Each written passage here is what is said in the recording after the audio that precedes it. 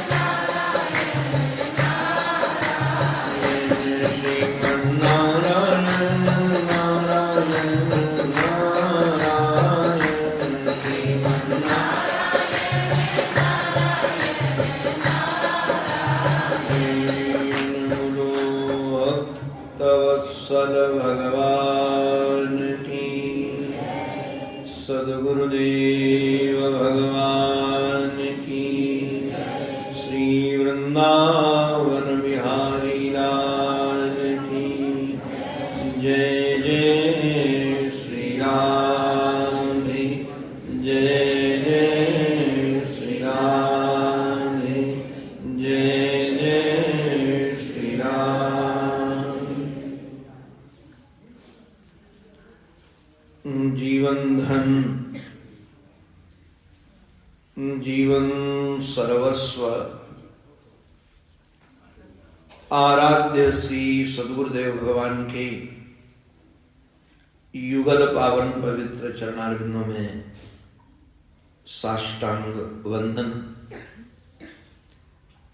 जिन महद पुरुष के संकल्प से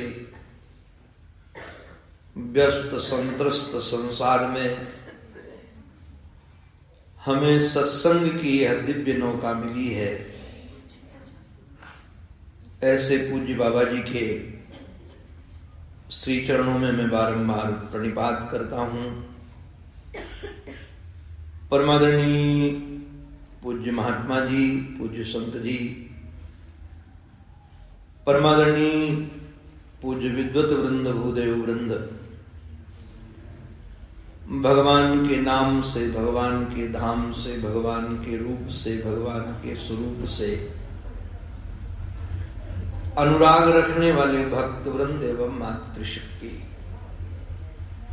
आप सबके रूप में अपने आराध्य की ही अनेकानेक आकृतियों का दर्शन करता हुआ आप सबके भी पावन चरणों में मैं बारंबार वंदन करता हूं।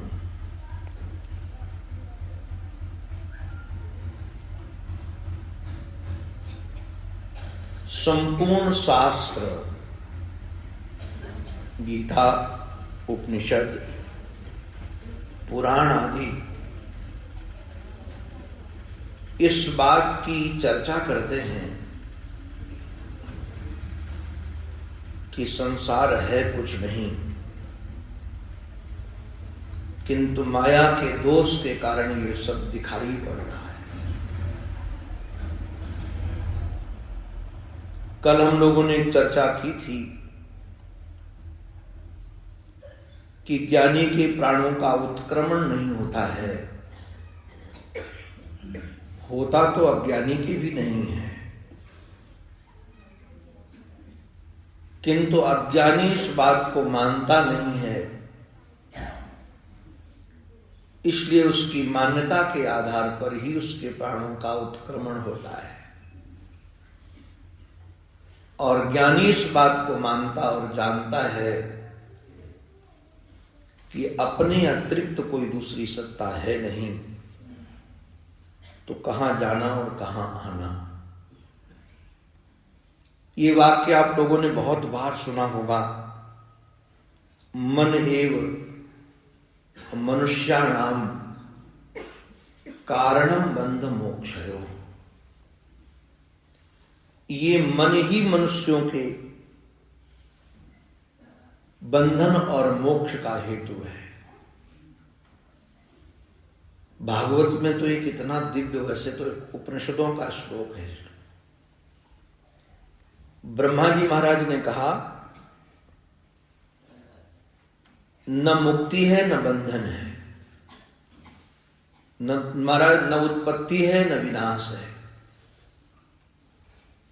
ये सारे के सारे कल्पनाएं अज्ञान में ही हैं, नासमझी में हैं। किंतु इस नासमझी को जो समझ जाए उसका तो काम बन गया। अभी कल भी परसों भी गीता जयंती है। इसी काल में भगवान श्री कृष्ण ने गीता का उपदेश अर्जुन को निमित्त बनाकर दिया था। आप लोग सब परिचित हैं।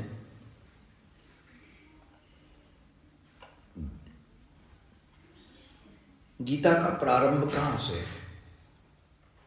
भगवानवाच से, धृतराष्ट्रवाच।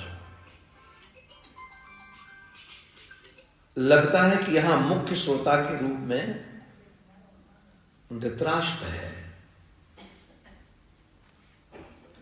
गीता को सुन तो अर्जुन रहे हैं, सुना रहे हैं श्री कृष्ण, किंतु मुख्य रूप में प्रश्नकर्ता धृतराष्ट्र है। धृतराष्ट्र का अर्थ है जो मिल जाए उसको छोड़ना न चाहे। धृतराष्ट्र हम सब ऐसे ही हैं। शरीर मिल जाए तो छोड़ना नहीं चाहते, धन मिल जाए तो छोड़ना नहीं चाहते, परिवार मिल जाए छोड़ना चाहते हैं। तो भाई कोई छोड़ना चाहता हो तो हाथ ऊपर करो। जो मिल जाए उसको छोड़ने की तैयारी है ही नहीं, छोड़ने की तैयारी नहीं। हमारे गुरुदेव तो कई बार कहते थे कि महाराज आप तो छोड़ के आ ही गए हो। तो मूल क्या है? जो पकड़ कर रखना चाहे। अच्छा, दुर्भाग्य ये है कि पकड़ कर कुछ रख पाएगा नहीं कोई भी।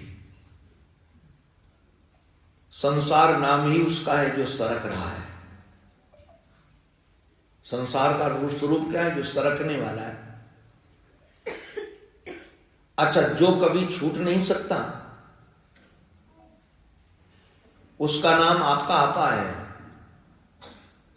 और जो कभी पकड़ा नहीं जा सकता उसी का नाम संसार है। कभी पकड़ में आने वाला ही नहीं है, केवल भ्रांति है जी कि हमने पकड़ रखा है। तो मैं निवेदन इसलिए ये प्रसंग उठाया, मुझे एक बात कहनी है हम सबसे। क्या धृतराष्ट्र को गीता सुनकर मोक्ष हुआ? नहीं हुआ। मैं एक निवेदन और भी करूं। महाभारत युद्ध के बाद भगवान ने एकांत में, अभी रथ से उतरे ही थे, पूछा कि अर्जुन, तुम्हें मैंने गीता सुनाई, तुम्हें गीता याद है? बोले महाराज नहीं याद है, भूल गया। युद्ध के झमेले में सब कुछ भूल गया। तो वर्णन ये है कि जैसे कहा सब कुछ भूल गया। तो हनुमान जी खड़े हो गए, बोले हमको याद है। भगवान ने हनुमान जी से पूछा कि तुमने गीता सुनी थी? बोले हां। कहां बैठकर सुनी थी? बोले आपके झंडे में। भगवान ने कहा यह सुनने का कोई तरीका नहीं है। ज्ञान का स्वभाव है नीचे की ओर बहना। जो ऊपर की ओर जाता है उधर ज्ञान नहीं जाता है। इसलिए आप देखे होंगे ये व्यवस्था ठीक है कि गुरु का चेहरा दिखे, इसलिए उसको गद्दी पर बैठा दिया और अपने नीचे बैठ गए। किंतु ज्ञान का स्वभाव यही है कि आप शिष्यत्व स्वीकारोगे तभी ज्ञान उतरेगा। अर्जुन ने शिष्यत्व स्वीकारा, धृतराष्ट्र ने शिष्यत्व नहीं स्वीकारा। अर्जुन कहता है शिष्यस्तेहम सादिमाम त्वाम प्रपन्न। देखो, शिष्य की शर्त है शिष्य कैसा होना चाहिए। वैसे तो आजकल तो गुरु बनाना भी फैशन और चेला बनना भी फैशन हो गया। उन्होंने गुरु बनाया था तो हम भी बनाएंगे। गुरु शब्द का अर्थ क्या है? गुरु की आवश्यकता क्या है? गुरु बनाना क्यों चाहिए? इसकी जानकारी तो हो। मैं तो कई बार लोगों को कहता हूं कि आप गुरु बनाने के चक्कर में मत पड़ो, आप शिष्य बनने के चक्कर में पड़ो। गुरु तो बने बनाए आते हैं, उन्हें आप क्या बनाओगे? इसका अर्थ हमको वर्षों के बाद लगा। आप लोग सब पठित है तो आपको शायद तुरंत लग गया होगा। ये पंक्ति में बार बार गुनगुनाया करता था। मुझे लगभग 17 वर्ष लगे गुरु का चयन करने में, और हमने भी चयन नहीं किया, गुरु ने ही हमारा चयन किया। 17 वर्ष। कभी मैं सोचता हूं बहुत व्यथित भी था कि पता नहीं सौभाग्य को कब गुरु मिलेंगे, कोई गुरु के रूप में भाएगा भी, किंतु इधर कभी दृष्टि नहीं गई थी। तो ये मैं गुनगुनाता रहता था हरदम कि गुरु करो जान के और पानी पियो छान के।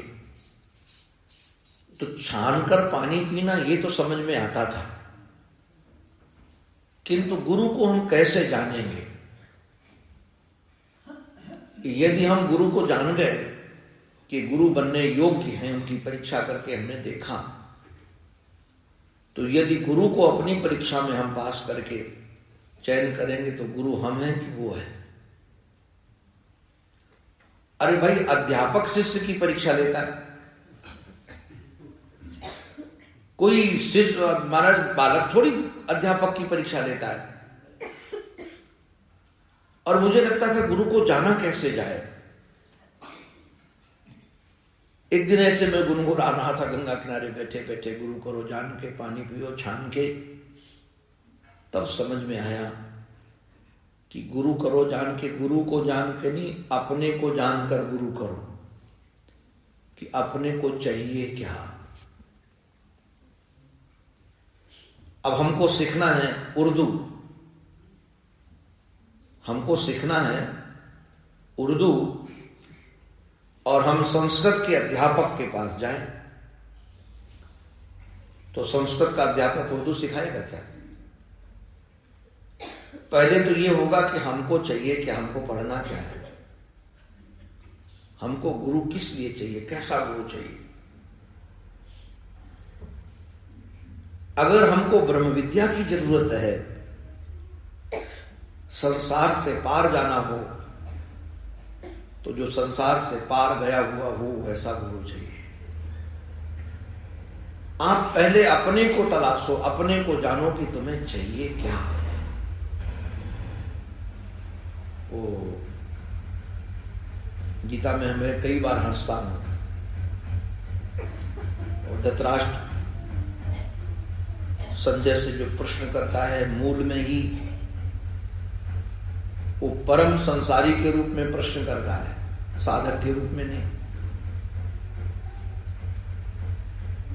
अब उसको कैसे गुरु की जरूरत थी? उसको कृष्ण जैसा गुरु नहीं चाहिए था, उसको ऐसा गुरु चाहिए था कि बेईमानी से जीने के बाद भी राज्य अपने को दिला दे। अब पहला श्लोक कभी गुनगुनाना, धर्म क्षेत्रे कुरुक्षेत्रे समवेता युयुत्सवाः मामकाः पांडवाश्चैव किम कुर्वत संजय। ये संसारी कौन है? जो मैं और मेरे के चक्कर में पड़ा हुआ है। संसारी की पहचान ये है कि शरीर को मैं मानता है और संसार को मेरा मानता है। अब दोनों एक वंश है, कौरव और पांडव मूल में एक हैं, ध्यान रखना। किंतु अपने वंश को मामकाह कहता है और पांडुवंश को पांडवाह कहता है। मामकाह पांडवाश्चैव। ऐसे धृतराष्ट्र ने गीता भले पूरी सुनी हो किंतु गीता का बोध हुआ नहीं उसको, क्योंकि कृष्ण को उसने अपना गुरु नहीं बनाया। कृष्ण के चरणों में वो समर्पित नहीं हुआ। अर्जुन समर्पित थे। अर्जुन कैसे समर्पित थे? शिष्य को कैसे समर्पित होने की तैयारी होनी चाहिए, तब ये ज्ञान मिलेगा।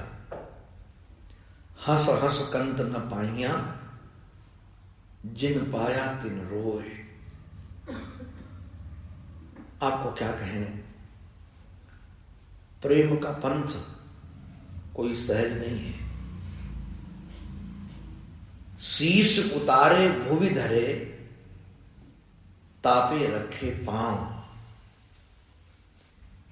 अपने हाथ से अपनी गर्दन काट कर और उस पर अपना पैर रख करके चलने की तैयारी हो तो इस रास्ते पर चले।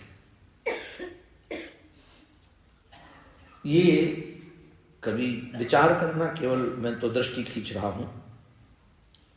शिष्यस्ते हम, मैं आपका शिष्य हूं। ते अहम, तुम्हारे चरणों में मैं समर्पित हो रहा हूं। किस रूप में समर्पित हो रहे हो? अर्जुन के रूप में, पांडवों के भाई के रूप में, एक वीर के रूप में, एक धीर गंभीर के रूप में? कहा नहीं। शिष्यस्तेहम सादि माम त्वाम प्रपन्न। दो शब्द हैं, शरणागति और प्रपत्ति। दो शब्द हैं, शरणागति और प्रपत्ति। शरणागति से भी ज्यादा अंतरंग है प्रपत्ति। प्रपत्ति का अर्थ होता है, ये पैर के जो नीचे का भाग होता है तलवा, उसको प्रणिपत कहते हैं, उसके नीचे आ जाए। मानो अपने मस्तिष्क पर अपने आराध्य का चरण हो, अब वो चाहे तो जीवन दे दे, चाहे तो कुचल दे। इसका नाम है प्रपत्ति। अब हमारी सोच, हमारी बुद्धि, हमारा पुरुषार्थ कुछ काम नहीं कर रहा है। तो अर्जुन ने ज्ञान सुना। अरे महाराज, ये अभिमान भी बड़ा सूक्ष्म है, आपको क्या कहें, इतना सूक्ष्म है, इतना सूक्ष्म है। ये शरणागति के बाद भी कहता है, नयोसे गोविंद, मैं युद्ध नहीं करूंगा। अरे जब तू शरणागत हो गया तो युद्ध कैसे नहीं करेगा? जब जो कहेगा स्वामी सो करना है। अब फिर अपनी बुद्धि कहां चलानी है उसमें? किंतु भगवान ने उन्हें स्वीकारा और गीता का चमत्कार हुआ कि अर्जुन का मोह नष्ट हुआ, और ऐसा मोह नष्ट हुआ कि फिर दोबारा कभी नहीं हुआ। आप लोगों को भी एक बात इसलिए मैंने उठाई है, लगभग बहुत लोगों को ये शिकायत भी रहती है, जिज्ञासा भी रहती है कि हम सत्संग बहुत सुनते हैं किंतु बाद में हमको कुछ याद नहीं रहता है। वो कई माताएं हमारे पास आकर बोलती, महाराज थे तो सब कुछ याद करके बोलो कंठ से, हमें को तो याद ही नहीं रहे।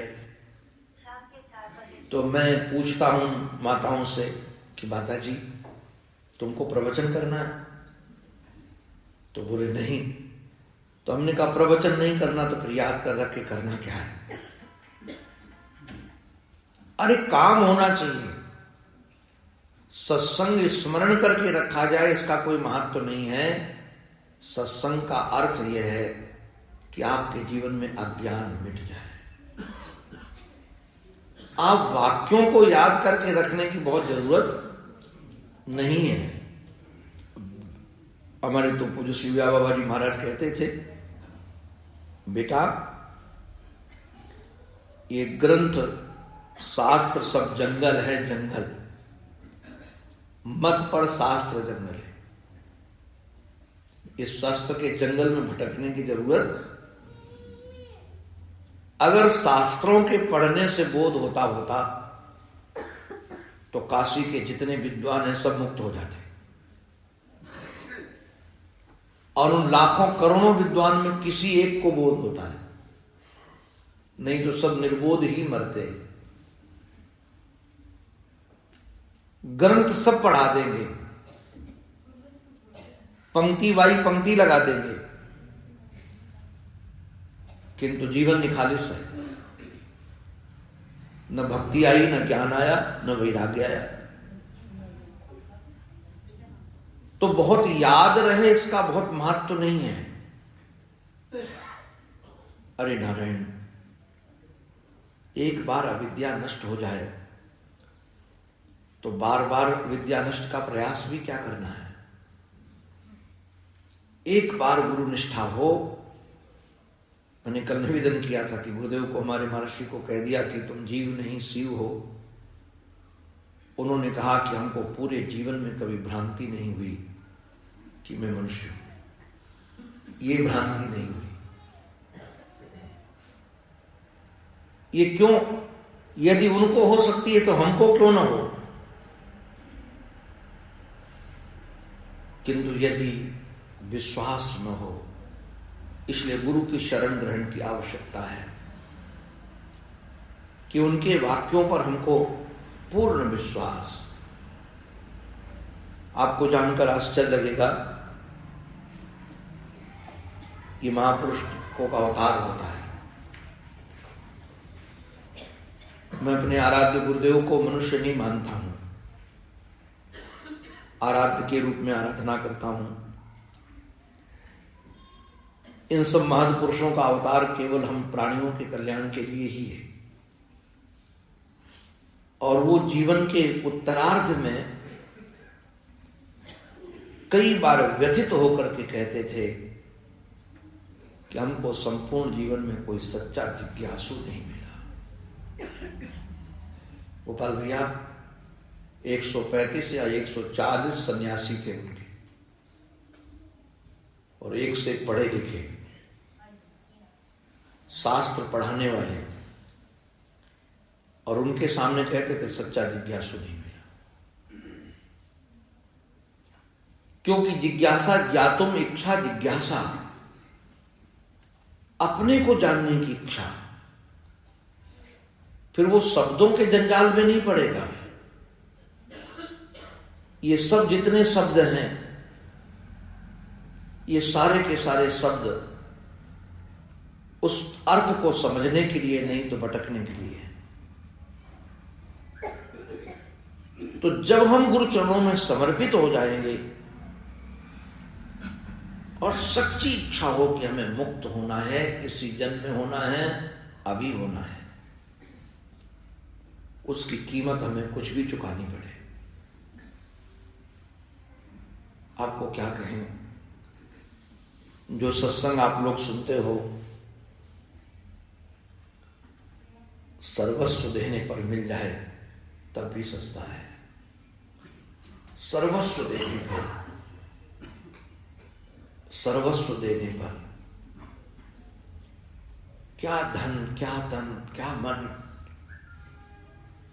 ये तो सब नश्वर चीजें हैं जी। तन भी नश्वर है, धन भी नश्वर है। तुम लाख ला कर रख लेना, लाख प्रयास करना, ये धन रहने वाला नहीं है। अरे उन लोगों का धन नहीं रहा जिनके राज्य सूर्योदय से सूर्यास्त तक थे। उन लोगों के तन नहीं रहे जिनके पास सारे वैद्य, सारी औषधियां, सारी युक्तियां थी। ये नश्वर पदार्थ देने से हम तो कई बार गदगद होते हैं गुरुजनों की कृपा पर। उन्होंने तो हमसे कुछ लिया ही नहीं, दिया ही दिया है। हम उनको दे भी क्या सकते थे? हमारे पास था ही क्या जो दे?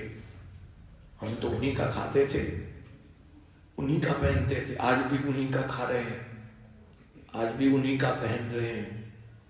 उनको हम देंगे क्या?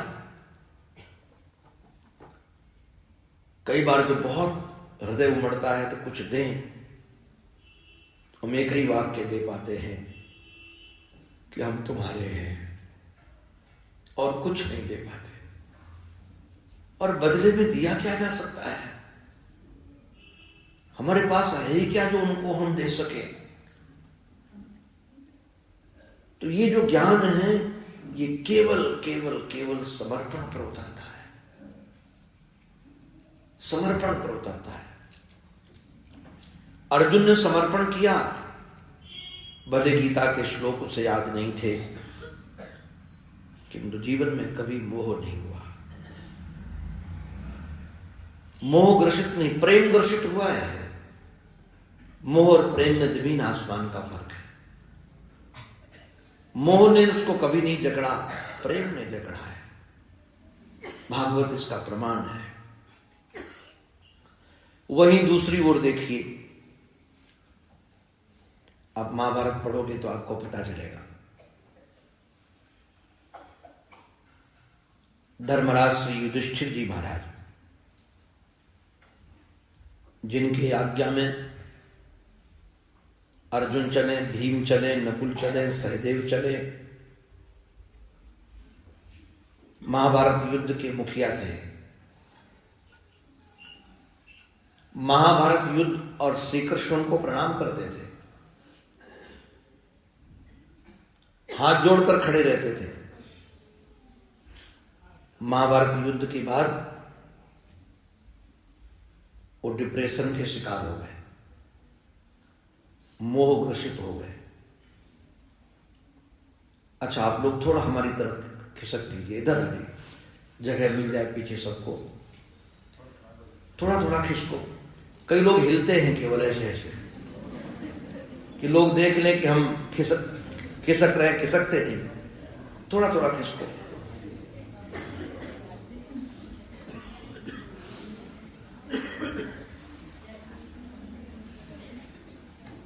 देखो भाई, हमने खिसकने को कहा है, गप मारने को नहीं। खिसको थोड़ा। और कोई बात नहीं, जगह तो बीच वाला भी रास्ता भर दो, कोई आ जाओ, कोई आने वाला नहीं। कौन आएगा? आएगा तो पीछे बैठेगा, आप आ जाओ, सन्मुख आ जाओ, कोई दिक्कत नहीं। महाभारत के शांति पर्व में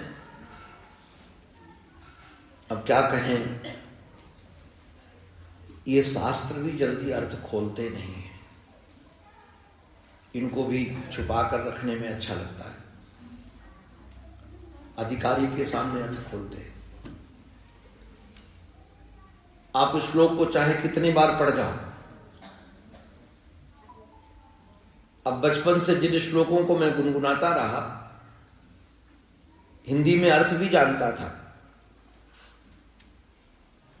किंतु जब गुरुजनों ने उसको समझाया तब समझ में आया कि ये अर्थ होता है। अब यहां जितने लोग बैठे हैं वो सब लोग लगभग ये श्लोक गुनगुनाते होंगे। गुरुर् ब्रह्मा गुरुर्विष्णु गुरुर्देवो महेश्वरः गुरु साक्षात् परब्रह्म तस्मै श्री गुरुवे नमः। अब एक ही गुरु ब्रह्मा कैसे बनेंगे, विष्णु कैसे बनेंगे, रुद्र कैसे बनेंगे? और वही साक्षात परब्रह्म भी है। अधिकतर लोग परब्रह्मा बोलते हैं, परब्रह्मा नहीं होता, परब्रह्म होता है। तो साक्षात परब्रह्म, जब गुरुदेव से सुना तो रे ऐसा है। ध्यान रखना, वो जो ब्रह्मा है पूरे समष्टि के ब्रह्मा है। वो जो विष्णु हैं सारे समष्टि के विष्णु हैं। और वो जो शंकर हैं, रुद्र हैं, सारे समष्टि के हैं। किंतु हमारे गुरु हमारे लिए ब्रह्मा है, हमारे ब्रह्मा है, हमारे विष्णु है, हमारे शंकर है। आप कहो कि हमारे हमारे हमारे का अभिप्राय क्या हुआ? ब्रह्मा सृष्टि का बनाने का काम करते हैं, ऐसे गुरु अपने शिष्य के साधक शरीर का श्रृंगार करते हैं जिससे वो बोध प्राप्त कर सके।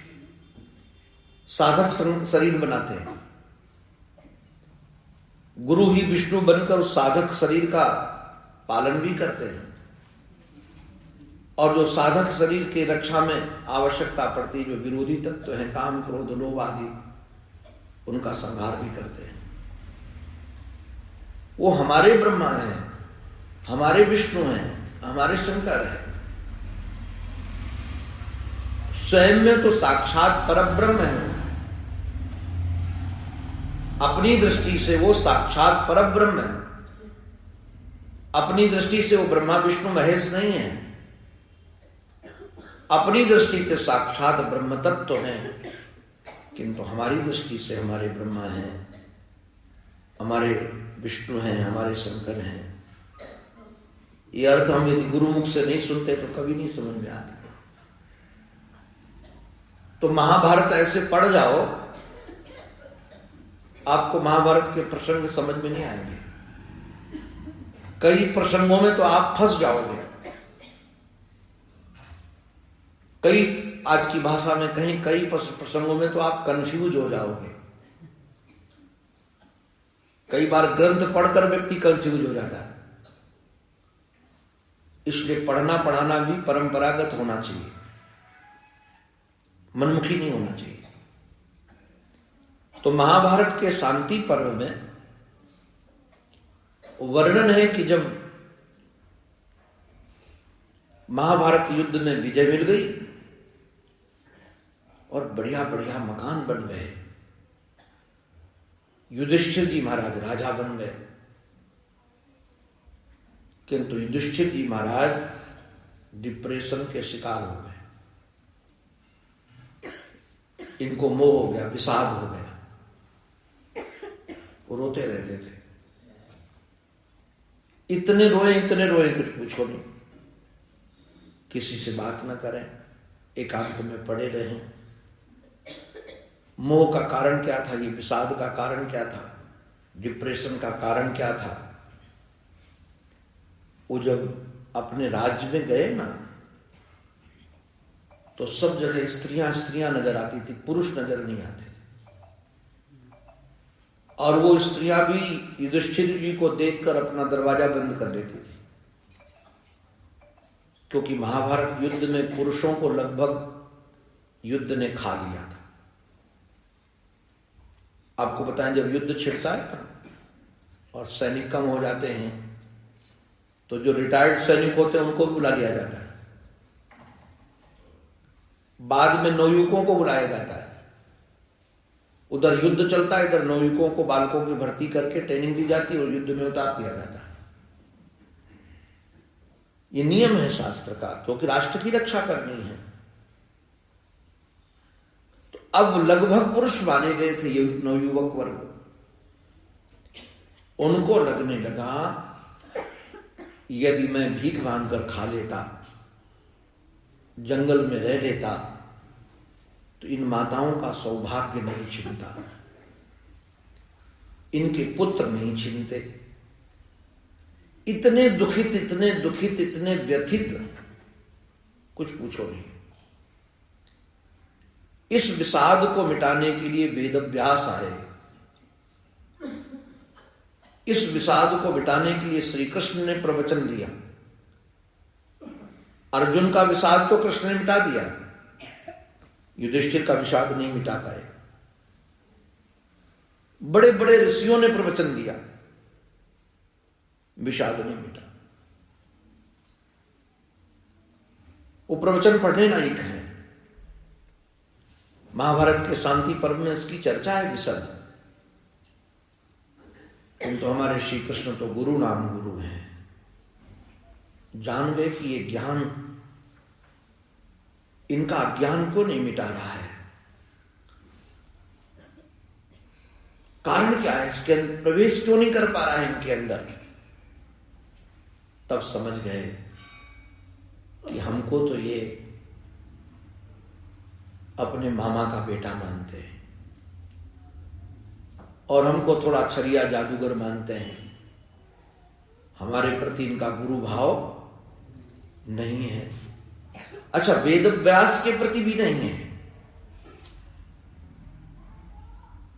वेद व्यास के प्रति भी उनका गुरु भाव नहीं था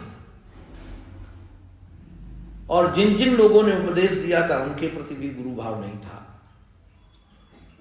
भगवान श्री कृष्ण निरीक्षण करने लगे कि इनका आदर किस पर है, किस पर आदर है। तो देखा कि इनका आदर भीष्म पितामह पर है, भीष्म पितामह पर। और भीष्म पितामह इस समय सरसैया पर पड़े, सन्मुख से बाण लगे हैं और लेटे हुए हैं। भगवान समझ गए कि इन्हीं से बनेगा काम इनका। वहां ले गए। महाभारत में वर्णन है। और भीष्म पितामह को कहा कि आप इनके मोह को समाप्त करो। भीष्म पितामह ने कन्हैया की ओर निहार करके कहा कि यहां बोलने का सामर्थ्य नहीं है। तो कहा कि बोलो आप, मुख आप हो, आपका होगा, बात हमारी ही होगी। मुख आपका होगा, बात हमारी होगी। एक श्लोक आपने कई बार सुना होगा, बड़ा प्रचलित श्लोक है। मूकम करोति वाचालम पंगुम लंघयते गिरिम यत् कृपा तमहम वंदे परमानंद माधवम। ध्यान रखना, मुख किसी का भी क्यों न हो, ज्ञान तो गोविंद का ही होता है। वो चाहे हमारे मुख से बोले, चाहे तुम्हारे मुख से बोले। वो किसका मुख पसंद करते हैं, किसके मुख से बुलवाना चाहते हैं, वो वही जानते हैं। ज्ञान तो गोविंद का है। नहीं तो ये पांच भौतिक शरीर में कहां से ज्ञान आ जाएगा जी। ये सड़ने वाला शरीर, दुर्गंध युक्त शरीर, अगर दूसरी दृष्टि से देखा जाए सूक्ष्म शरीर से भी, तो जन्म जन्म के संस्कारों को लेकर जीने वाला शरीर, कहां से ज्ञान आएगा। ज्ञान तो गोविंद का ही है। फिर जो भगवान ने 54 दिन, भीष्म पितामह ने 54 दिन सत्संग चला, बहुत बेजोड़ सत्संग हुआ। उस बेजोड़ सत्संग में युधिष्ठिर जी का डिप्रेशन समाप्त हो गया। फिर अपने को वो कर्ता भाव से मुक्त हो गए। सारा झमेला मेला ये कर्ता भाव से भरने के कारण ही है। जिस दिन आपने ये स्वीकार कर लिया कि मैं इसका कर्ता हूं, आप कर्ता न होने के बाद भी उस फल के भोक्ता बन जाओगे। जिस दिन आप यह चिंतन करोगे कि गुणा गुणेषु वर्तन्ते, ये गुण गुण में वर्त रहे हैं, मैं किसी भी क्रिया का कर्ता नहीं हूं, आप मुक्त हो जाओगे। आप अपने को कर्ता भाव से मुक्त करो। और श्री कृष्ण की विलक्षणता यही है कि अपने को कभी कर्ता भाव से भरते नहीं। पूरा चरित्र देख लीजिए उनका, पूरा चरित्र इस आदर्श से भरा हुआ है। उनको लगता था कि महाभारत युद्ध में हमने मारा लोगों को, हमने मरवाया लोगों को। अर्जुन को तो भगवान ने विराट रूप दिखा करके और देखा था कैसे ही सब सेना काल के गाल में जा रही, हजम करते जा रहे। और बाद में अर्जुन को भगवान ने क्या कहा था, निमित्त मात्रम भव शब्द साचिन। आप निमित्त मात्र बनो, तुम इस युद्ध के कर्ता नहीं हो। ये तो प्रकृति का सहज स्वभाव है, गुण गुण में बरत रहे हैं। मेरा कहने का अभिप्राय इतना ही था कि भगवान से भी जिनको ज्ञान नहीं हुआ, वेद अभ्यास से भी जिनको ज्ञान नहीं हुआ, उनको भीष्म पितामह से हो गया, क्योंकि भीष्म पितामह के प्रति उनका आदर भाव था, गुरु भाव था। एक और दृष्टि खींच रहा हूं, ये तो महाभारत की चर्चा, भागवत की चर्चा सुनाऊंगा। मैं भी भागवत की कथा सुनाना नहीं चाहता, सुनाऊंगा भी नहीं, और शायद भागवत सप्ताह में आपकी दृष्टि भी यहां ले भी नहीं जा पाऊं, क्योंकि वहां तो स्थान निर्धारित होता है, समय निर्धारित होता है, एक रूट निर्धारित होता है कि इसी रूट से हमको चलना है। तो समय की मर्यादा में कुछ बातें रखी जाती हैं, नहीं तो संपूर्ण बातें रखी भी नहीं जा सकती। महाराज जी एक तो जिज्ञासा चल रही है थोड़ी। बोलो बोलो। लक्ष्मण जी के उपदेश में आपसे भी सुनी थी, वो पूरी नहीं हुई, तो उसमें एक शब्द है, भक्ति तात अनुपम सुख मूला, मिले जो संत होय अनुकूला। अभी कर देता हूं व्याख्या इसी क्रम में। हाँ, इस पे थोड़ा प्रकाश डालो। जरूर जरूर जरूर जरूर। तो मैं निवेदन करता हूं, इस विषय को हम समेटते हैं, फिर उसकी चर्चा कर देंगे। भागवत में एक बड़ी अद्भुत दृष्टि है। दृष्टि है, आप एक पात्र से बिल्कुल अच्छे ढंग से परिचित हैं, श्री वसुदेव जी महाराज। ये श्री कृष्ण के जनक हैं। इनकी ख्याति सत्यनिष्ठ होने की है। समाज के लोग इन्हें सत्य वक्ता के रूप में, सत्य आचरण करने वाले के रूप में जानते हैं। शायद ये दृष्टि आपकी भी कभी नहीं गई होगी।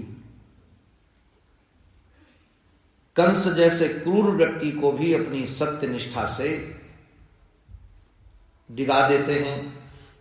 वो द्रौपदी को, अपने देवकी को मारने वाला था, छोड़ देता है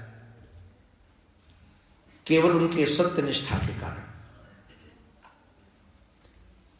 मैं थोड़ी सी दृष्टि खींच रहा हूं उस ज्ञान की।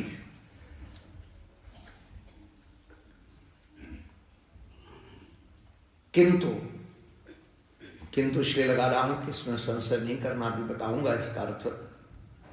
किंतु 6 बच्चों पर तो सत्य निष्ठावान बने रहे, बलि चढ़ा दी,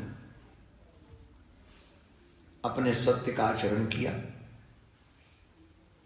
किंतु जब 8वें गर्भ में परमात्मा आए तो कंस को बताने गए। उन्होंने तो ये तो नहीं कहा था कि हम 6 गर्भ देंगे, 7वां नष्ट हो जाएगा, हो जाने दो, 8वां मैं नहीं दूंगा। उनकी सत्य निष्ठा में तो सभी गर्भ देने की बात थी, किंतु 8वें गर्भ की तो ऐसी महाराज छुपाया कि दूसरे के घर में ही दे आए। किंतु कभी किसी वक्ता से या कभी किसी चिंतक से सुना कि उनकी सत्यनिष्ठा बिगड़ गई।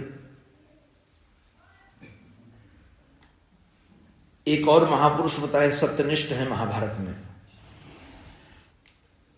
भगवान कह रहे हैं, युधिष्ठिर जी महाराज, ये गुरुजी बिना पुत्र के निधन की सूचना सुने हुए शस्त्र नहीं रखेंगे, और यदि शस्त्र नहीं रखेंगे तो निरीह लोगों को लाखों को मार देंगे। तो एक के लिए झूठ बोल दिया जाए तो कम से कम लाखों बच जाएंगे। तुम कह दो अश्वत्थामा मर गए। युधिष्ठिर जी महाराज, मैं बिल्कुल नहीं बोलूंगा, मैं सत्य वक्ता हूं, मैं झूठ कैसे बोल सकता हूं? एक भगवान के लिए झूठ बोल गए और एक भगवान के कहने पर भी झूठ नहीं बोल रहे। अब जरा ध्यान रखना, इनकी चर्चा है शास्त्रों में, मैं केवल आपकी तुलनात्मक दृष्टि खींच रहा हूं।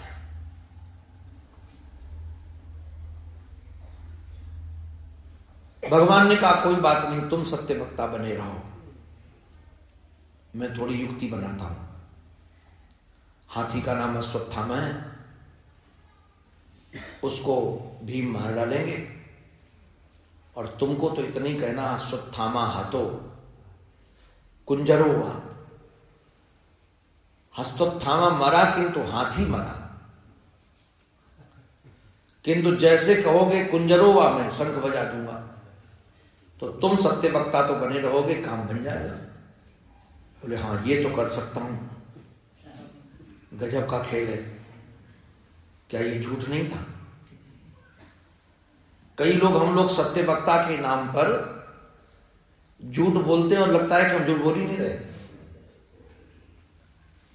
इसका परिणाम ये हुआ कि गुरु ने शस्त्र रखा और गुरुदेव का देहावसान हुआ, किंतु युधिष्ठिर जी महाराज की बड़ी हानि हो गई। उनका रथ जो युद्ध में ऊपर चलता था नीचे चलने लगा, किंतु वसुदेव जी की हानि हुई कोई? वसुदेव को किसी ने गाली दी? क्यों नहीं दी? क्योंकि ध्यान रखना, व्यवहारिक सत्य से पारमार्थिक सत्य श्रेष्ठ होता है। यदि पारमार्थिक सत्य को बचाने के लिए व्यवहार में झूठ भी बोलना पड़े, तब भी परमार्थ के सत्य को बचा लेना चाहिए। श्री कृष्ण परमार्थिक सत्य है और परमात्मा ने प्रकट होकर वो आज्ञा दी है। अपनी सत्य निष्ठा से भी ज्यादा अपने परमात्मा की इष्ट की वाणी पर विश्वास ज्यादा होना चाहिए। अपनी प्रतिज्ञा की अपेक्षा भी गुरु की प्रतिज्ञा पर महत्व ज्यादा होना चाहिए। हम लोग क्या करते हैं, अपने को तो महान बनाना चाहते हैं, किंतु दूसरों को निकृष्ट बनाना चाहते हैं। अरे परमात्मा ने आज्ञा दी है। तो ऐसे श्री वसुदेव जी महाराज, वसुदेव जी महाराज को भगवान ने ब्रह्म ज्ञान दिया, भागवत में वर्णन उपदेश दिया और बड़ी युक्ति से दिया, किंतु वसुदेव जी को ब्रह्म ज्ञान नहीं हुआ। आश्चर्य कि श्री कृष्ण परमात्मा पिताजी को उपदेश दे रहे हैं ब्रह्म विद्या का, और उनको ब्रह्म विद्या का बोध नहीं हो रहा है। उसका कारण क्या है? शास्त्र परमात्मा दे और बोध न हो, ये तो असंभव है। किंतु बोध क्यों नहीं हुआ? क्योंकि बोध होने का अभिप्राय था, भगवान चाहते थे इनको बोध ना हो। तो आप कहोगे भगवान क्यों चाहते थे भाई? भगवान क्यों अंधकार में किसी को रखना चाहेंगे? क्यों अबोध बना के रखना चाहेंगे? भगवान चाहते थे इनको बोध हो, किंतु मेरे से नहीं, किसी संत से हो। अच्छा, ये क्यों चाहते थे? भगवान जानते थे कि अभी तो अवतार काल है, अवतार काल में तो हम सबको मिल सकते हैं उपदेश देने के लिए, आवरण भंग करने के लिए, कि जब अनवतार काल होगा तब भगवान तो सबको उपलब्ध नहीं होंगे, तो सबको लगेगा कि भगवान हमको उपदेश दें। किंतु ध्यान रखना, अवतार काल में और अनवतार काल में, दोनों काल में संत रहते हैं। अवतार काल में भी संत रहते हैं और अनवतार काल में भी संत रहते हैं। तो संतों से यदि उपदेश मिलेगा तो लोगों को लगेगा परमात्मा के पिता को संत ने उपदेश दिया तो काम बन गया, तो हमारा भी काम संत उपदेश से बन जाएगा। और भगवान ने इतनी बढ़िया युक्ति बनाई युक्ति ये बनाई, क्योंकि भगवान संतों के बहुत प्रेमी थे। संतों के प्रेमी जितने श्री कृष्ण शायद कोई हो। राम जी महाराज भी संतों के प्रेमी हैं। कृष्ण का तो क्या कहना है, संतों के प्रति जो आदर है, आहा। भागवत में तो वर्णन है कि भगवान कहते हैं हम संतों के पीछे पीछे घूमते। पूछा क्यों घूमते हो? बोले उनके चरणों की धूल हमारे मस्तिष्क में पड़े तो हमारे पाप नष्ट हो जाए। हमारे गुरुदेव कहते थे भगवान में ऐसा कौन सा पाप है जो संतों की चरण धूलि से मिट जाएगा? बोले भगवान में एक पाप है, ये बताना नहीं किसी को, भगवान का पाप बता रहा हूं। भगवान में पाप क्या है? गीता में श्रीमान जी का एक दस्तावेज है कि ये यथा माम प्रपद्यन्ते तांस तथैव भजाम्यहम्। जो हमारा जैसे भजन करता है मैं उसका वैसे भजन करता हूं, ये वाक्य है उनका। किंतु भक्त तो अनन्य हो जाता है, किंतु क्या वो अनन्य हो पाते? भक्त तो भगवान को छोड़कर किसी को नहीं चाहता, किंतु क्या भगवान अपने एक भक्त को छोड़कर दूसरों को नहीं चाहेंगे? वो अनन्य नहीं हो पाएंगे। हमें ये वाक्य बहुत प्रिय है। सभी भक्त कहते हैं प्रभु स्वामी मोहि न बिसारियो, चाहे लाख लोग मिल जाए। स्वामी मोहि न बिसारियो, चाहे लाख लोग मिल जाए, तुमसे हमसो बहुत है। आपके पास हमारे जैसे बहुत हैं, किंतु हमारे पास तुम्हारे अलावा कोई नहीं है। हमारे पास तुम्हारे अलावा कोई नहीं है। तो भक्त तो अनन्य हो जाता है, किंतु भगवान अनन्य नहीं हो पाता। तो जो अनन्य संत हैं उनकी जब चरण धूलि भगवान के मस्तिष्क पर पड़ती है तो वो धन्य हो जाते हैं। इस अनुराग के कारण बड़े बड़े महात्मा, देखो ध्यान रखना, भगवान के जो संत हैं वो धन के प्रेमी नहीं है, सम्मान सुविधा के भी प्रेमी नहीं है। जो धन का प्रेमी है वो तो संत हो ही नहीं सकता है, लोभी हो सकता है। सम्मान सुविधा का भी भोगी होगा तो कामी होगा, कामना की पूर्ति करेगा। संत यदि होता है किसी चीज का प्रेमी तो प्रेम का प्रेमी होता है। अरे हमारे ठाकुर तो कहते बेचो तो बिक जाऊं। ठाकुर तो प्रेम में कोई उनको बेचे तो बिक जाते हैं, अपने तक को बेच दे जी संत। हमने ऐसे संतों को देखा है कि अपने भक्तों के लिए अपने को गिरवी रखा है, अपने को गिरवी रखा है। आपको क्या कहें, एक राजस्थान के राजा, बहुत बड़े राजा थे, भक्तमाल में उनकी कथा है। वो उनकी वीरता के सामने उनका नाम सुनकर के मुगलों के कपड़े खराब हो जाते थे, इतने बड़े वीर थे और बहुत बड़े राजा थे, क्षत्रिय थे।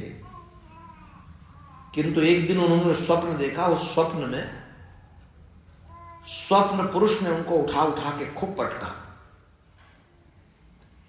इतने पटके लगाए कि बिस्तर से नीचे गिर गए स्वप्न में। अब जब नींद खुली तो उन्होंने कहा जागृत में तो कोई हमको हिला नहीं सकता है, ये स्वप्न में कैसे विजय मिले। तो भगवती के उपासक थे, महल में भगवती का मंदिर था, तो भगवती के सामने जाकर रो पड़े।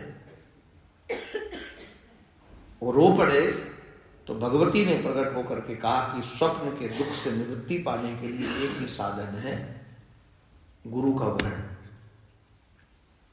गुरु का वरण करो और गुरु तुमको मिलेंगे काशी में। तो सेना लेकर काशी गए। राधा थे उस समय पूज्य श्री रामानंदाचार्य जी महाराज, जिस परंपरा में संत तुलसीदास जी महाराज हैं, कबीर के गुरु जी थे। ये बड़े बड़े महापुरुषों के गुरु। उनके पास गए तो उन्होंने कहा कि जाओ, हम दीक्षा नहीं देंगे। वो बहुत सेना लेकर विमान से गए थे, काशी के बाहर पड़े रहे, फिर छोड़कर आए। उन्होंने कहा जाओ जाओ, राजस्थान में वही दीक्षा देने आएंगे। वहां दीक्षा दी उनको। 20 पत्नियां थी। जो सबसे छोटी पत्नी थी वो उनके साथ गई। उसका नाम था सीता सहचरी। बहुत सुंदर थी, सुंदरता की पराकाष्ठा, साक्षात जानकी जैसी व्यक्ति थी। एक भक्त के घर में गए, बड़ी, मुझे भक्तवान नहीं सुनाना अभी। भक्त के घर में गए, भक्त के घर में वस्तु का अभाव था, धन था नहीं। तो इन दोनों दंपत्ति ने सोचा कि इनको धन कैसे दें, हमारे पास तो धन है नहीं, सब छोड़ा है। आप जरा कभी विचार करना। सीता सहचरी ने कहा कि तुम हमको बाजार में बेच दो और बेच करके जो धन मिले उसको दे दो। यह है भक्त की, संत की महिमा। वो बिकने के लिए बैठ गई। मैं तो बहुत रोया जब पढ़ा, पपक पपक के रो पड़ा। जब कोई खरीदने आता था पूछता था कि तुम कौन हो? परम सती सीता सहचरी, परम सती। वो कहती थी मैं वेश्या हूं, ये हमारा जार पुरुष है। किंतु उनके सतीत्व के सामने कोई ग्राहक नहीं मिला ही नहीं। तो संत जो होते हैं वो प्रेम के प्रेमी होते हैं, अपने लिए महाराज सब कुछ देने को तैयार। जो चाहो सो ले लो उनसे। तो ये संतों से श्री कृष्ण प्रेम करते थे, तो श्री कृष्ण के पास संत बने ही रहते थे। ये सब भगवान का आयोजन था। भगवान अपने पिता को ज्ञानवान बनाना चाहते थे और भगवान संतों की खूब सेवा करें, हाथ जोड़े खड़े रहें, क्या लाऊं क्या खिलाऊं, किंकर बन के। आप लोग जानते हो किंकर किसे कहते हैं? किंकर वैसे तो शब्द अर्थ है सेवक, किंतु इसका शब्दार्थ है किंकर। क्या तुम हमारे हाथ हो? आप जरा विचार करना, जो हमारा हाथ है इससे हम मल धुलवाते हैं तो मना करता है। अरे हमारा हाथ चाहे आरती उतरवा लो, चाहे मल धुलवा लो, चाहे झाड़ू पोछा लगवा लो, कभी मना नहीं करता। तो जैसे अपना हाथ काम करता है वैसे संतों के हाथ बनकर काम करते थे। ऐसी ऐसी कथाएं हैं। उस प्रसंग में आपको क्या कहें। ध्यान रखिएगा, भगवान के बच्चों को संशय हो गया कि इनको दुनिया मानती है, संतों के दीवाने क्यों हैं। संतों की परीक्षा करने में लगे। संतों ने श्राप दे दिया। इतिलंग महाराज उन्होंने कहा जनिष्यति वो मंदा मूषलम कुरनाशनम। भगवत इच्छा थी। संत तो वही करते जो भगवंत चाहते, उनको अपनी चाहना नहीं होती। जो भगवान चाहे वो करे। एक संत नाव में बैठकर जा रहे थे तो महाराज नाव में छिद्र हो गया। नदी के मध्य में नाव थी, पानी भरने लगा। अब जितने यात्री बैठे थे वो तो चुल्लू भर भर के पानी निकाले, ऐसे भरे निकाले। और संत लोग कमंडल रखते हैं, उनके पास कमंडल था बड़ा 2 लीटर। लोग चुल्लू भर के बाहर निकाले, वो अंदर नदी में भर करके अंदर डाले। वो बाहर निकालने लोग रोके तब भी माने नहीं। लोग समझे कमाल की बात। अच्छा, प्रयास किया, केवट ने नाव तट पर पहुंची। जब तट पर पहुंचने लगी तब महात्मा निकालने लगे पानी। तो लोगों ने कहा बाबा जी बुद्धि ठिकाने हैं, जब डूब रही थी तब भर रहे थे, अब बच गई तो निकाल रहे हो। तो हंस करके बोले हमको लगा हमारे ठाकुर का मन है डुबाने का, तो मैं ठाकुर का सहयोग कर रहा था। अब उनका मन है बचाने का, तो मैं बचाने का सहयोग कर रहा हूं, अपना कुछ नहीं जी। कोई संत को बुरा कहे, अच्छा कहे, भला कहे, उनको कोई लेना देना नहीं, कोई से परवाह नहीं। उनके ठाकुर की प्रसन्नता होनी चाहिए। तो ठाकुर की प्रसन्नता के लिए कि महाराज उन्होंने श्राप दे दिया। जब वंश में श्राप लग गया कि परिवार नष्ट हो जाएगा, मूसल सबका नाश कर देगा, इस चिंतन धारा में देवर्षि नारद पहुंच गए। यह है भगवत भक्ति का प्रभाव। काम तो ज्ञान से बनेगा, किंतु ज्ञान देने वाले संत पहुंच जाएंगे। महाराज जब वो नारद जी पहुंचे तो जो नारद जी का स्वागत किया है वसुदेव जी ने, वो समझने लायक है। और जो बातें कही हैं महाराज, देवता तो कर्म सचिव होते हैं। कर्म सचिव जानते हो? जो कर्म सचिव होता है ना, सचिव, वो स्वतंत्र निर्णय नहीं, जो लिखा पढ़ी आता है उसके आधार पर पेमेंट कर देता है। देवता लोग अपनी तरफ से कुछ नहीं दे सकते। जो तुमने कर्म किया उस कर्म का फल दे देंगे, और थोड़ा कुछ उनके विपरीत कहो तो नाराज हो जाएंगे। किंतु साधव दीन वत्सलाह, साधु कर्म सचिव नहीं होते, दीन वत्सल होते। आपको क्या कहें, जीव के प्रारब्ध में भी जो न हो वो भगवान नहीं दे सकता है, किंतु संत दे सकते हैं। हमें महाराज बहुत लोगों का पता है कि जिनके भाग्य में संतान नहीं है, संत ने दिया तो हो गया। एक संत के चरणों में वृंदावन में बैठा था, तो पति पत्नी आए, बैठे, खूब रोने लगे। और पत्नी ने रोते रोते कहा कि महाराज जीना दुश्मन हो गया है। क्यों? बोले सब रिश्तेदार कहते बांझ है, बांझ है, बांझ है, इसका मुख मत देखो। मैं तो बहुत परेशान हूं। महात्मा ने कहा कि जाओ गिरिराज जी की पूजा करना, परिक्रमा लगाना, संतान हो जाएगा। अब वो दोनों पति पत्नी नीचे उतरे, संत की कुटिया ऊपर थी, वह भी साथ आया। तो स्त्री अपने पति को कहती, महात्मा जी कितने भोरे हैं, मैं 53 साल या 55 साल की हो गई हूं, पुष्पिता ही नहीं होती तो क्या संतान होगी हमको, इनको जानकारी कुछ नहीं है। अब इतने भोरे बारे कहते जहां संतान हो जाए।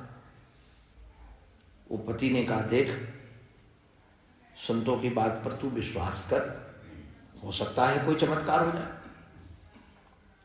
और आपको बताए, साल भर के बाद में उनको मिला तो माता जी के गोद में बच्चा था, उनके माध्यम से बच्चा पैदा हुआ। हमको कितने चमत्कार पता है। अरे यदि परमात्मा के संकल्प से तदैक्षत एको हम बहुश्यामी प्रजाएं, ये सारा का सारा संसार उस परमात्मा के संकल्प का विकार है, इच्छा का विकार है। तो यदि महापुरुष संकल्प कर ले तो निश्चित रूप से ये क्या छोटी बात थोड़ी है। तो छोटी बात, छोटी मोटी बात है। संसार बना सकते हैं जो, उनका अंश क्या संतान नहीं बना सकता है। तो देवता होते हैं कर्म सचिव और संत होते हैं दीन वत्सल। उन्होंने कहा हमको भागवत धर्म सुनाओ। देखो ध्यान रखना, त्रिकांड में जो भी हमारे राजा जी ने पूछा है, थोड़ा उस पर हम दृष्टि डालते हैं। भगवान राम श्री लक्ष्मण को निमित्त बना करके भक्ति की महिमा गाते हैं। भक्ति भगवान की शक्ति है, भक्ति और कुछ नहीं है। भगवान की शक्ति का नाम भक्ति है। वह सुख की मूल है। ध्यान रखना, आनंद की मूल नहीं। तात भक्ति तात अनुपम सुख मूला, अनुपम सुख मूला। सुख और आनंद में फर्क है। सुख शांत है, आनंद अनंत है। यदि संसार में भी आप सुखी रहना चाहते हो तो आप भक्ति का आश्रय करोगे तो वो सुख का मूल है। क्यों सुख का मूल है? भक्ति माने जानते हो? भक्ति की एक बात सुनाता हूं, आप उस भक्ति को समझ सकोगे। भक्ति का स्वरूप क्या है, भक्ति नाम किसका है। भागवत के महात्मा को आप लोगों ने सुना है कि वृंदावन में एक भक्ति है जिसके पुत्र ज्ञान वैराग्य। ये भक्ति का स्वरूप क्या है? क्या वह स्त्री के रूप में है? रूपक तो स्त्री के रूप में है। भक्ति वह चित्त की रसायन की धारा है। ध्यान रखना, चित्त की रसायन की वह धारा है जिस धारा में भगवान प्रकट होते हैं। भगवान माने आनंद। भगवान जिसमें प्रकट होते हैं,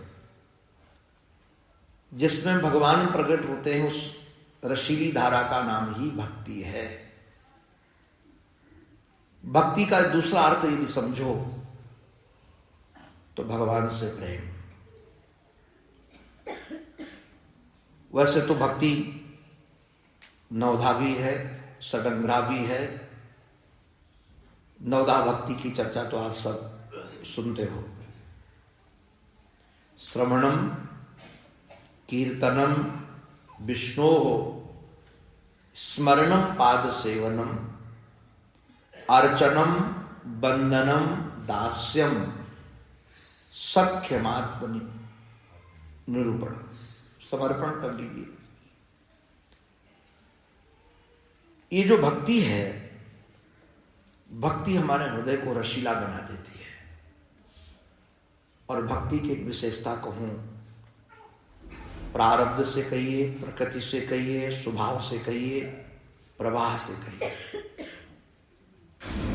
ये संसार में घटना घट रही हैं, घटती रहेंगी। यदि आप घटनाओं से बहुत निकट पहुंच जाओगे तो घटनाएं आपके जीवन को बहुत कठोर भी बना सकती हैं, आपको विक्षिप्त भी बना सकती हैं। संसार का एक नियम है कि जो मिला है वो छूट जाएगा, जो भी मिला है। अच्छा, कब छूटेगा इसकी कोई तिथि नहीं है। किंतु यदि आपके हृदय में भक्ति होगी तो छूटने के बाद भी उसका जो दुष्प्रभाव आपके मानस में वो नहीं आएगा। आप सुखी बने रहोगे। कैसे? दासी का बेटा रामदास, कथा से आप सब परिचित हैं। उसके पिता का पता नहीं है, 5 वर्ष का है। मां गाय दूने जा रही थी और उसको सर्प ने काट लिया। अब 5 वर्ष के बच्चे को यदि बच्चे की मां को सर्प काट ले तो क्या उस समय बच्चे को तुम कहोगे कि संसार झूठा है, तुम्हारी मां झूठी थी? मां नाम की कोई चीज दुनिया में नहीं है। वो बालक समझेगा कि मां नाम की दुनिया में कोई चीज नहीं है तो स्वप्न की मां थी? नहीं समझेगा। उस पर इस पर असर पड़ने वाला नहीं है। ये प्रज्ञा प्रबल हो, सजग हो, तब ये बातें समझ में आ जाती हैं।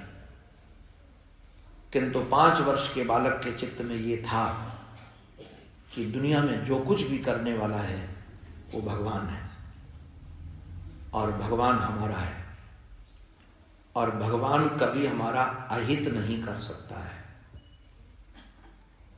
संसार में जो भी घटना घट रही है, उस घटना को घटाने वाला कौन है?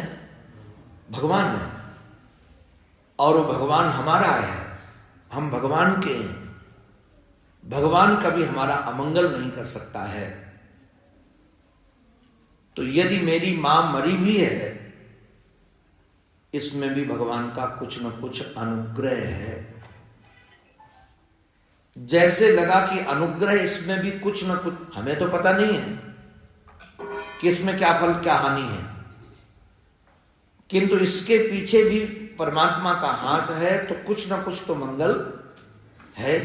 ये सोचते हुए वो दुखद घटना भी सुखद हो गई कि नहीं हो गई? ये भक्ति सुख का मूल हो गई कि नहीं हो गई? ये प्रेम सुख का मूल हो गया कि नहीं हो गया? प्रेम सुख का मूल है। आपके जीवन में प्रेम, इसलिए प्रेम बहुत आवश्यक है। देखो भाई, जो लोग भक्ति को नहीं मानते हैं, कहते भक्ति वक्ति कुछ नहीं है, वो गुरु से प्रेम करते हैं कि नहीं? हाँ कि ना? गुरु से प्रेम नहीं करेंगे तो ज्ञान प्रकट कैसे होगा? अब यदि गुरु के वाक्य पर आपको विश्वास नहीं होगा तो ज्ञान अवतरित कैसे होगा? तो यदि आप ध्यान रखिएगा, यदि आपके जीवन में गुरु प्रेम है तो भगवत प्रेम है। ईश्वरो गुरुरात्मेति मूर्ति भेद विभागिनी व्योमवत व्याप्त देहाय। ये व्योमवत व्याप्त देहाय, और जैसे रामचरितमानस है वैसे भक्तमाल है, उसका तो मंगलाचरण ही है। भक्त, भक्ति, भगवंत, गुरु, चतुर नाम बपु एक। आप किसी एक के भक्त बन जाओ। आप भक्त के भक्त बनोगे तब भी भक्त हो, भगवान के भक्त बनोगे तब भी आप भक्त हो, आपके हृदय में प्रेम है तब भी आप भक्त हो, और यदि आप गुरु की प्रेम करोगे तो निश्चित रूप से तब भी आप भक्त हो। ये भक्ति सुख का मूल है। और एक बात मैं कह करके विषय को विश्राम की ओर ले जाऊंगा। एक भक्त के सामने भगवान प्रकट हो गए, और भगवान प्रकट होकर के बोले कुछ मांग लो। तो भक्त बड़ा अलबेला था। उसने कहा पहले आपके पास है क्या क्या वो तो बताओ। हम मांगे और आपके पास हो नहीं तो आप दोगे क्या? पहले आप बताओ आपके पास क्या क्या है, उसको देख करके मैं मांगूंगा। भगवान ने कहा 2 चीजें हैं। क्या 2 चीजें? एक ऐसी चीज है जो तुम हमसे मांगोगे उससे मैं नाचूंगा, और एक चीज है जिसको तुम मांगोगे उससे तुम नाचोगे। एक का नाम है भक्ति, एक का नाम है संपत्ति।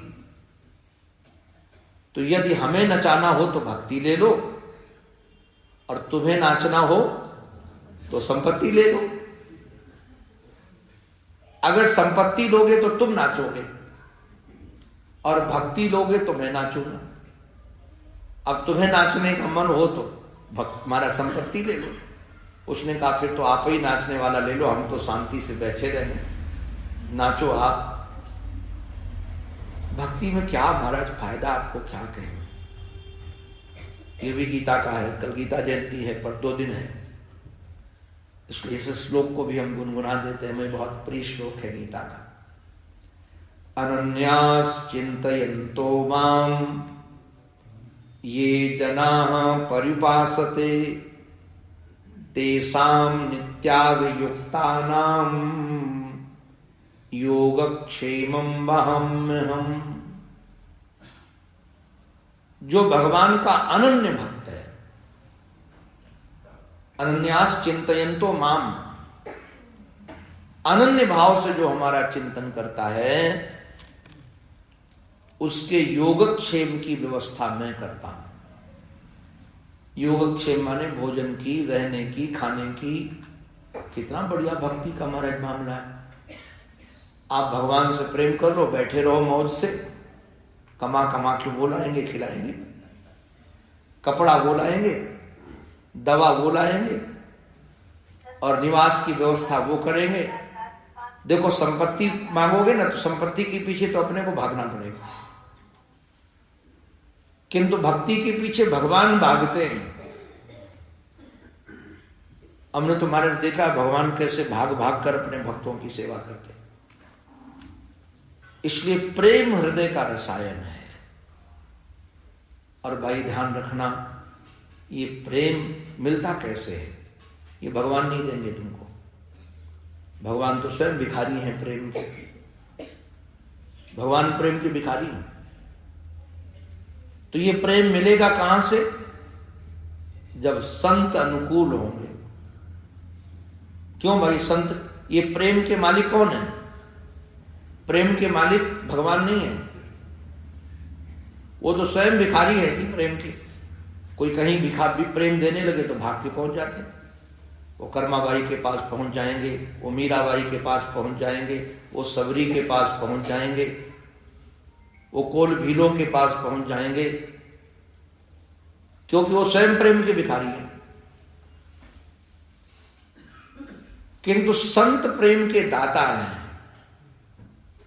और एक निवेदन कर दूं आप सबको, भैया ध्यान रखना, वो फिर कोरोना आ रहा है, तो कोरोना से भी ज्यादा खतरा यदि किसी चीज में है तो इस प्रेम रोग में है। ये प्रेम रोग है जी, ये भक्ति एक प्रेम रोग है।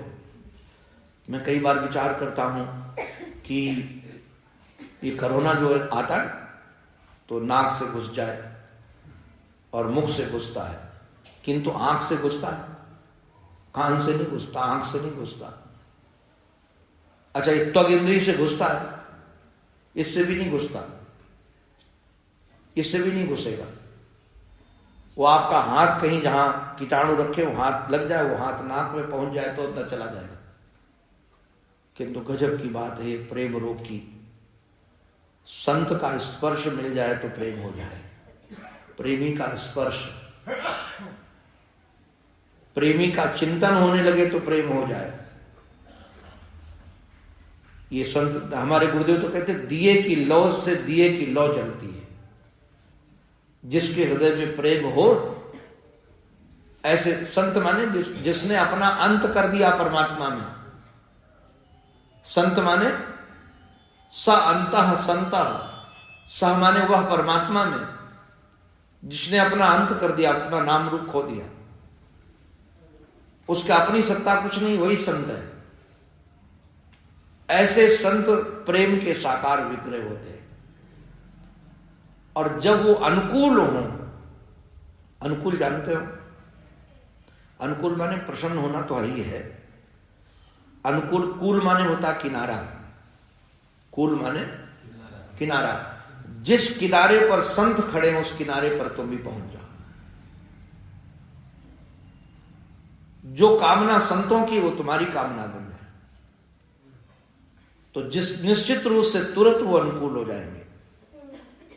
आपको क्या कहें, कर तो नहीं पाते, सामर्थ्य नहीं है इतना, किंतु थोड़ा भी कोई भगवान की ओर बढ़ने वाला मिल जाए, हम देखते हैं तो हृदय उमड़ पड़ता है, हृदय उमड़ता है। चाहते नहीं है हम, थोड़ा कोई बच्चा सत्संग वाला मिल जाए, कोई सत्संगी मिल जाए, थोड़ा इधर बढ़ना चाहता है तो लगता है उसको क्या न दे दे। हमको तो जब कुछ देने लायक नहीं मिलता है तो कहते जाओ तुमको हमारी उम्र लग जाए, तुम भजन करो। आपको सच कहें रो पड़ते हैं, हृदय भर आता है, इसको क्या दे दें। इतनी खुशी होती, इतनी खुशी होती है। तो जब कोई भगवान की ओर बढ़ने लगता है तो संत को खुशी होती है और संत अनुकूलता की प्रदान करते हैं। संतों की कृपा से ही भक्ति मिलती है। इसलिए राम जी लखनलाल जी को यही कहते हैं, जब संत अनुकूल होंगे, ये सुख का मूल है भक्ति, किंतु मिलती ये तभी है जब संत अनुकूल हों, प्रेमी अनुकूल हों। तो ये निश्चित रूप से सत्संग से भक्ति मिले, ज्ञान मिले, वैराग्य मिले। आप सब इस सत्संग में लगे हुए हैं बाबा की कृपा से। आप सबको भूरी भूरी धन्यवाद तो है ही, किंतु ईश्वर से प्रार्थना है ये लागी लगन आपकी छूटे नहीं और बढ़ती रहे। दूसरी बात और भी कहें, कई हमारे सब बच्चे प्रेमी आप सब पूछ रहे थे कि तिथि दे करके जाओ, तो अभी जो कैलेंडर में हमने भी देखा है अपने, जो खाली तिथि है हमारे पास, कोई विशेष प्रयोजन नहीं होगा तो कभी रुकेगा नहीं तो निश्चित रूप से प्रयास पूर्वक 11 मार्च से 17 मार्च यहीं रहने का प्रयास करेंगे और उस समय जो विषय कहेंगे, जो भी सुनना चाहे, इस बार तो प्रश्नों का अवलंबन लेकर के सत्संग सत्र चला और अगली बार जो भी विषय आप लोग सत्संग करते रहते हैं, महाभारत में, गीता में, रामायण में और भी कहीं आपको कोई विषय ऐसा लगता हो कि जो खुल नहीं रहा है, उसका अर्थ प्रकट नहीं हो रहा है, तो ईश्वर गुरु का आश्रय लेकर के सत्संग सत्र की चर्चा हम लोग करेंगे। और मुझे सच कह रहे हैं, आप लोगों से कुछ चाहिए नहीं, बहुत अच्छा लगता है यहाँ करके। और हमारी एक भी कथा शायद ऐसी होती हो जिस कथा में हम बाबा की और यहाँ की सत्संग की याद न करते हो। खुल करके चर्चा करता हूं, संतों के बीच में चर्चा करता हूं।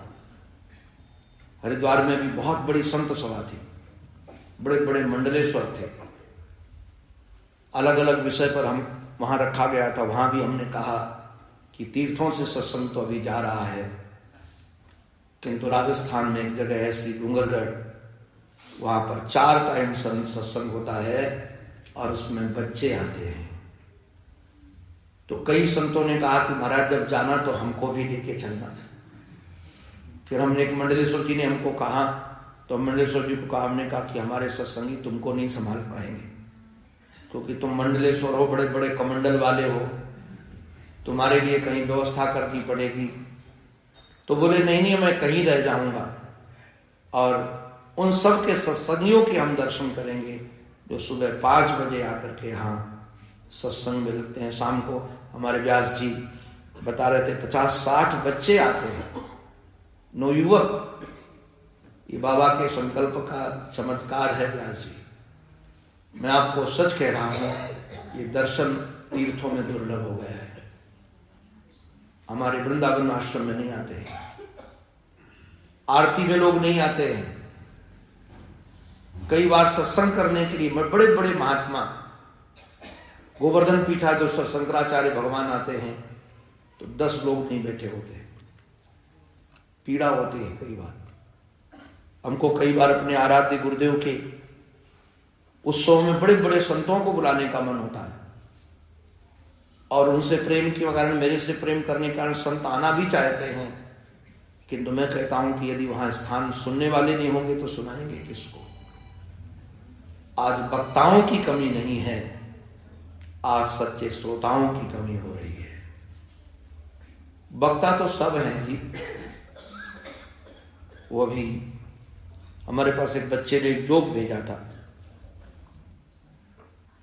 एक सज्जन ने किसी से पूछा कि तुम्हें भगवान चाहिए, ज्ञान चाहिए या धन चाहिए? तुम्हें ज्ञान चाहिए या धन चाहिए? सामने वाले ने कहा धन दे दो, ज्ञान देने वाले तो बहुत हैं। धन दे दो, ज्ञान देने वाले बहुत हैं, ज्ञान देने वालों की कमी अभी नहीं है, लेने वालों की कमी है। तो आप सब सत्संगी तैयार हो रहे हैं, मुझे बहुत प्रसन्नता है और मुझे गौरव भी है आप सबका।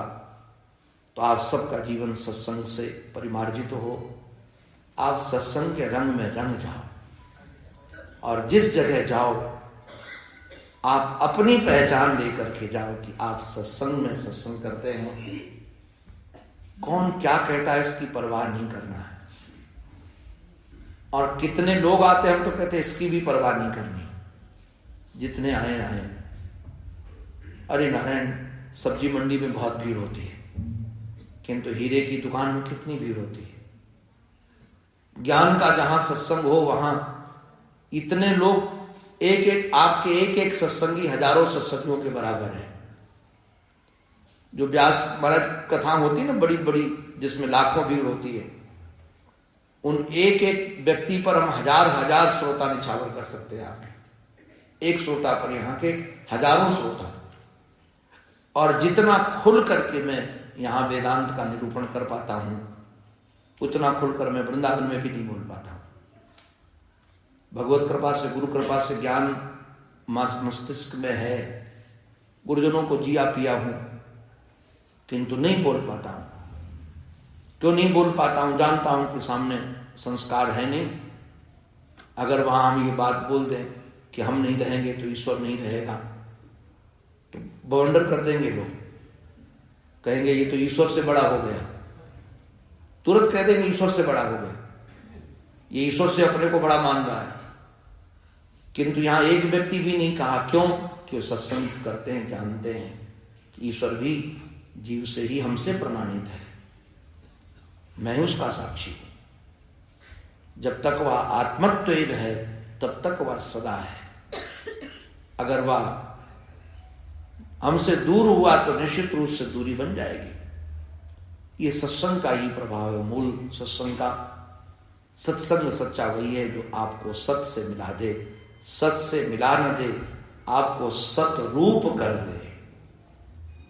सत और आप दो नहीं रह जाएंगे, एक ही हो जाएंगे। ऐसा ये दिव्य सत्संग की धारा। आप सबको बारंबार वंदन करता हूं।